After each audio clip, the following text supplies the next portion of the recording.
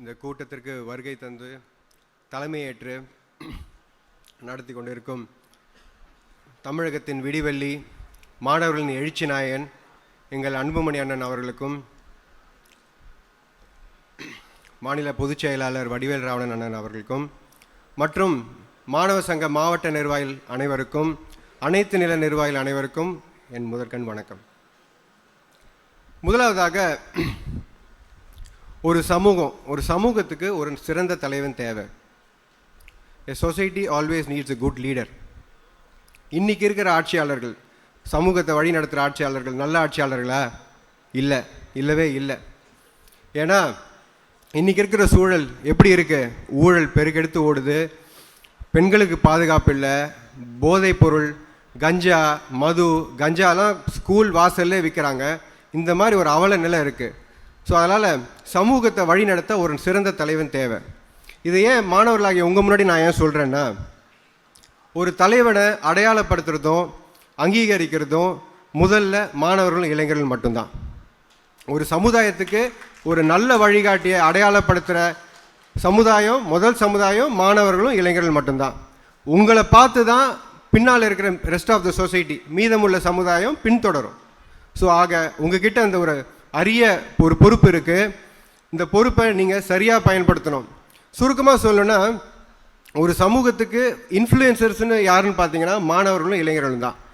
நீங்கள் நல்ல தலைவனை அடையாளப்படுத்துறதும் அங்கீகரிக்கிறதும் நீங்கள் கொடுக்குற ஆரவாரமும் ஆர்ப்பரிப்பை பொறுத்து தான் மீதமுள்ள சமூகம் அந்த தலைவனை பின்தொடரும். ஆகையினால உங்ககிட்ட இருக்கிற அந்த முக்கியமான பொறுப்பை நீங்கள் நல்லா பயன்படுத்தணும்னு நான் கேட்டுக்கொள்கிறேன்.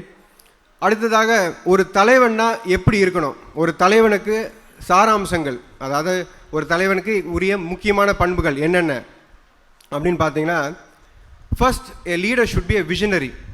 விஷனரினா என்ன? ஒரு தொலைநோக்கு சிந்தனை இருக்கணும், ஒரு தொலைநோக்கு பார்வை இருக்கணும்.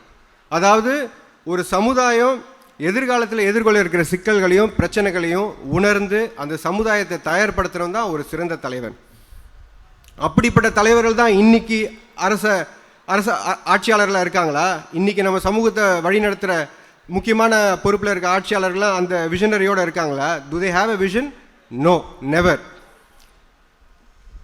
இது ஒரு பக்கம் இருக்க, நம்ம அன்புமணி அண்ணன் 2004-2009 காலகட்டத்தில் சுகாதாரத்துறை அமைச்சராக ஒரு ஆட்சியாளராக இருக்கும் போது என்ன பண்ணார்?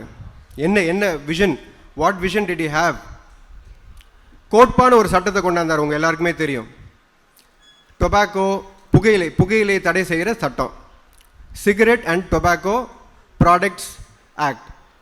அதுபடி என்னென்னா, கோட்பா சட்டம் படி புகையிலையே தடை செய்கிற சட்டம். அதாவது பள்ளிவாசல்லையோ இல்லை இந்த கல்லூரி இந்த மாதிரி நிறுவனங்களில் புகையிலை விற்கக்கூடாதுன்ற ஒரு தடுப்பு சட்டம். இதுலேருந்து என்ன தெரியுது? He had a vision. அதாவது சமூகம் புகையிலையால் பயங்கரமாக பாதிக்கப்படுது, புகையிலே ஒரு பேரழிவை சமுதாயத்தின் எதிர்காலத்தையே ஒரு பெரிய கேள்விக்குறிய ஆக்கிறது என்று உணர்ந்து சாதாரணமாக கொண்டாடல, பல இன்னல்களை, பல நெருக்கடிகளை, ஏகப்பட்ட அழுத்தங்கள், சக மந்திரிகளோட அழுத்தத்தையும் தாண்டி, ஏன் ஒரு சமயம் அண்ணன் உயிருக்கே ஆபத்தாக இருந்தது, இவ்வளோ இன்னல்கள் இவ்வளோ சிக்கல்களையும் தாண்டி ஒரு சட்டத்தை கொண்டாந்தார் அண்ணன். இது அண்ணன் கொண்டாந்த ஒரு திட்டம். இது என்னென்னா, 2004 காலகட்டத்தில் யூரோப் மாதிரி மேல் நாட்டுகளை கூட இந்த தடை இல்லை. அப்படிப்பட்ட ஒரு தடையை இந்தியா மாதிரி ஒரு தேர்ட் வேர்ல்ட் கண்ட்ரிக்கு கொண்டாந்தவர் நம்ம சிறப்புமிக்க அண்ணன் அன்புமணி ராமதாஸ். அதாவது மக்களோட நலன்தான் முக்கியம், அதுதான் ஒற்றை குறிக்கோள்னு செயல்படுறவங்களால மட்டும்தான் இந்த மாதிரி ஒரு விஷனரி, ஒரு மாபெரும் திட்டத்தை கொண்டாட முடியும். இவங்கெல்லாம் ஆட்சி பண்ணுறாங்களே, இவங்க என்ன பண்ணுறாங்க? ஊழலை எப்படி பெருகலாம், எப்படி பணம் அடிக்கலாம் அப்படின்னு தான் இவங்கெல்லாம் செயல்பட்டுருக்காங்க. இவங்களோட விஷனை நான் சொல்கிறேன்.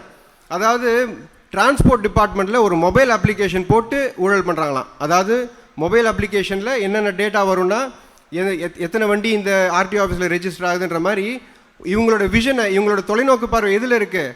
ஊழல் பண்ணுறதுல இருக்குது. ஒரு மொபைல் அப்ளிகேஷன், ஒரு மொபைல் செயலி போட்டு ஊழல் பண்ணுற அளவுக்கு இவங்களோட இது இருக்கே தவிர மக்களுக்கு நல்லது பண்ணுன்ற ஒரு இது கிடையாது. அண்ணன் தடை செஞ்சது புகையிலையே, இவங்க தடை செய்கிறது என்ன? பஞ்சு மிட்டாயும் கிளி ஜோஷத்தையும். இதுக்கா இவங்களை ஆட்சியாளராக நம்ம இது பண்ணியிருக்கோம்? பஞ்சு மிட்டாயும் கிளி ஜோஷி தடை செய்ய உங்களை ஆட்சியாளராக 5 வருஷம் இதில் உட்கார வச்சுருக்கோம். So leader should have a vision. அந்த விஷன் இவங்களுக்கு சுத்தமாக கிடையவே கிடையாது. அடுத்ததாக, மக்களின் தேவையை நன்கு உணர்ந்தவன் தான் ஒரு சிறந்த தலைவன். மக்களின் தேவை என்ன, எதை கொடுத்தா மக்கள் எதிர்காலத்தில் நல்லா இருக்க முடியும், எது ஒரு நல்ல திட்டம்ன்றது நன்கு அறிஞ்சவன் தான் ஒரு நல்ல தலைவன். இவங்க நன்கு அறிஞ்சவர்களா? இலவசமாக என்ன கொடுத்தாங்க? டிவியை கொடுத்தாங்க. இந்த டிவி யாருக்கு வேணும்? டிவியோட லைஃப் என்ன? 2 வருஷம் 3 வருஷம் வருமா? அதுவே நம்ம அண்ணன் என்ன சொல்கிறாரு? இலவசமாக கல்வியை கொடுங்க, சுகாதாரத்தை கொடுங்கன்றாரு. அண்ணன் சுகாதாரத்துறை அமைச்சராக இருக்கும்போது என்னத்தை இலவசமாக கொடுத்தாரு? 108 ஆம்புலன்ஸை கொடுத்தாரு. நேஷனல் ரூரல் ஹெல்த் மிஷன், தேசிய ஊரக சுகாதாரத்தை இலவசமாக கொடுத்தாரு. இதெல்லவா ஒரு சிறந்த ஆட்சியாளர்? இலவசமாக நீங்கள் டிவியை கொடுக்குறீங்களே, அது 2-3 வருஷம் வரும், அது என்ன ஒரு லைஃபு. பட் அதுவே கல்வியும் சுகாதாரத்தை கொடுக்கும்போது லைஃப் லாங் வரும். இதுதான் ஒரு சிறந்த தலைவனுக்கான அழகு, இதுதான் ஒரு சிறந்த தலைவனுக்கான பண்பு. ஆகவே அடுத்ததாக ஐடியாலஜிக்கலாக சொல்லணுன்னா, அண்ணன் டீப்லி ரூட்டட் இன் ஐடியாலஜிஸ், அதாவது கொள்கை பிடிப்போடு இருக்கிற ஒரு தலைவர்.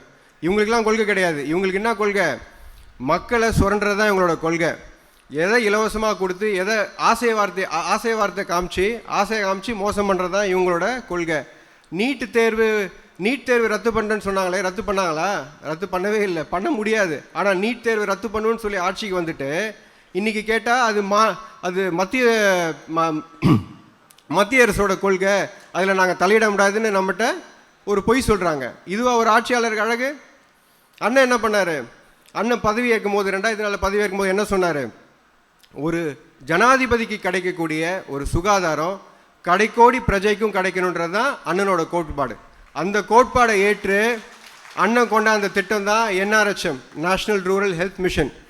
இதை ஜெஃப்ரி சாக்ஸ், ஒரு சிறந்த எக்கனாமிஸ்ட், அவர் சொன்னார், திஸ் இஸ் பியாண்ட் டைம்ஸ், இது எப்படி உங்களால் கொண்டாட முடிஞ்சுது? ஆச்சரியப்பட்டார். அதுபோல் அன்னைக்கு அந்த காலகட்டத்தில் the largest health care scheme அண்ணன் கொண்டாந்த NRHM தான். இதுதான் ஒரு சிறந்த ஆட்சியாளனுக்கு அழகு, இதுதான் ஒரு சிறந்த ஆட்சியாளனுக்கான பண்பு. இப்படி இருக்கணும் ஒரு ஆட்சியாளர்னா. அதை விட்டுட்டு நீட்டு தேர்வை ரத்து பண்ணணும் உங்கள் கையிலே கிடையாது. ஆனால் நீட் தேர்வை ரத்து பண்ணிட்டு நீங்கள் ஆட்சிக்கு இப்போ கேட்டால் மத்திய அரசோட கொள்கை, அதை நாங்கள் தலையிட முடியாதுன்றீங்களே. அதுபோல் அப்புறம் மது ஒழிப்பு வரணும். மது ஒழிப்பு கொள்கையை கட்சி ஆரம்பித்த காலத்திலேருந்து இன்னைக்கு வரைக்கும் ஒரு பிடிப்போடு செயல்பட்டிருக்கும் கட்சி தமிழ்நாட்டில் இருக்கிற ஒரே கட்சி பாட்டாளி மக்கள் கட்சி மட்டும்தான், வேற எந்த கட்சியும் கிடையாது. சுதந்திரம் வாங்கி 55 வருஷம் கழிச்சு தான் நேஷனல் பாலிசி ஆன் ஆல்கஹால்னு ஒரு பாலிசி டாக்குமெண்ட்டை விட்டாங்க. அது யார் விட்டது? நம்ம அண்ணன் சுகாதாரத்துறை அமைச்சராக இருக்கும் போது நேஷனல் பாலிசி ஆன் ஆல்கஹால், அதாவது அரசியல் சாசனத்தில் டைரக்டிவ் பிரின்சிபல்ஸ் ஆஃப் ஸ்டேட் பாலிசின்னு ஒன்று இருக்குது, DPSPன்னு சொல்லுவாங்க.